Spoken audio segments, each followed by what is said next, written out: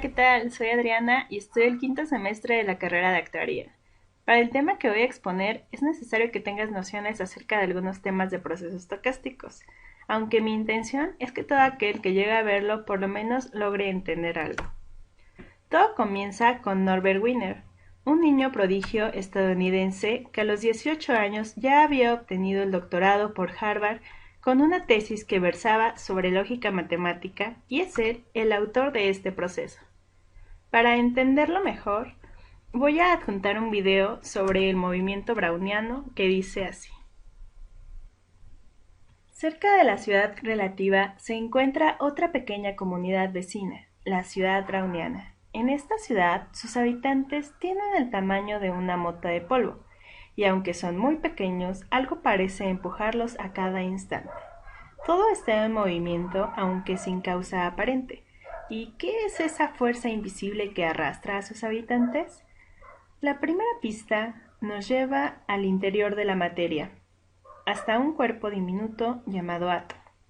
El átomo está formado por partes aún más diminutas, el núcleo, formado de protones y neutrones, y una nube de electrones orbitando en el exterior. Pero el átomo está prácticamente hueco.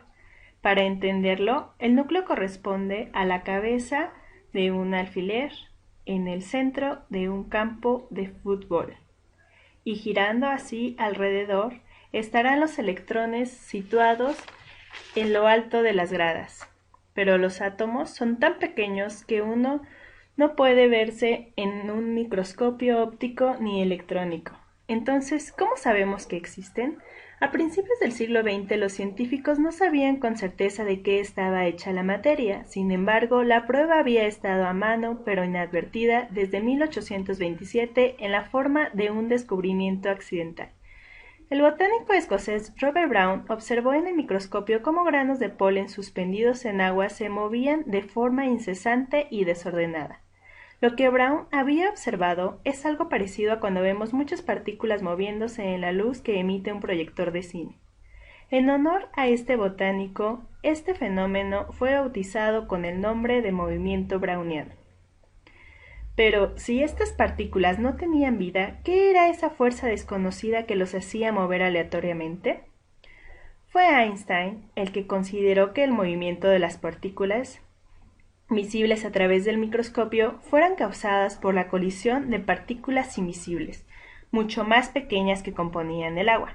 Estas partículas eran los átomos, de forma parecida a un partido de fútbol, donde el balón es empujado en todas direcciones por múltiples jugadores. Einstein supuso que si los átomos están siempre en movimiento y ponemos una partícula en medio, ésta se agitará de un lado a otro como el resultado del bombardeo de los átomos, y aunque los átomos sean muy pequeños, el efecto acumulado de todos los choques hace que podamos apreciarlo a simple vista. Para un visitante como nosotros, la ciudad browniana puede parecer caótica, pero sus habitantes han aprendido a vivir en este mundo sin dirección, llevando consigo cuadernos donde escriben cada uno de sus movimientos con la esperanza de encontrar un orden, calcular el promedio de sus trayectorias y la probabilidad de que el azar los lleve en la dirección deseada. Pero, ¿cómo han llegado a esta solución? La teoría de Einstein confirmaba que los átomos existen. El cambio de velocidad y dirección que sufre una partícula son impredecibles, pero Einstein tuvo una idea para medir esta imprevisión. Tras examinar repetidas veces el cambio de posición de una partícula suspendida y obtener la forma irregular de su trayectoria, pudo predecir mediante cálculos estadísticos el número y la masa de las moléculas contenidas y calcular el promedio del desplazamiento. De este mismo cálculo se dieron métodos aplicados a procesos aleatorios como las fluctuaciones de la bolsa o de reacciones impredecibles en situaciones de pánico masivo e incluso para estudiar el complejo comportamiento de las hormigas. En un entorno confuso, donde se dudaba de la existencia de los átomos y las partículas parecían actuar de forma impredecible, Einstein puso orden.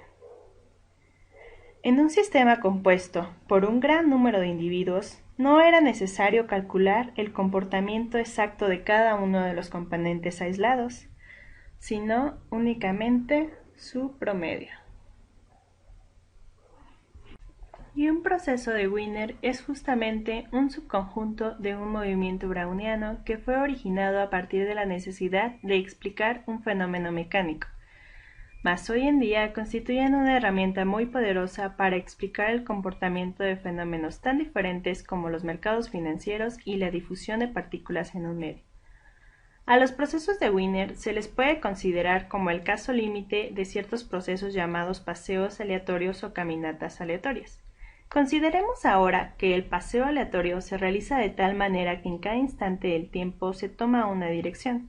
Obviamente, al reducirse el tiempo entre dos cambios de dirección consecutivos a ceros, la distancia recorrida tiende a cero también.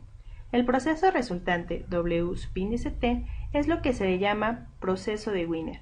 Las trayectorias de los procesos de Wiener son curvas que son continuas, pero que no son derivables en ningún punto.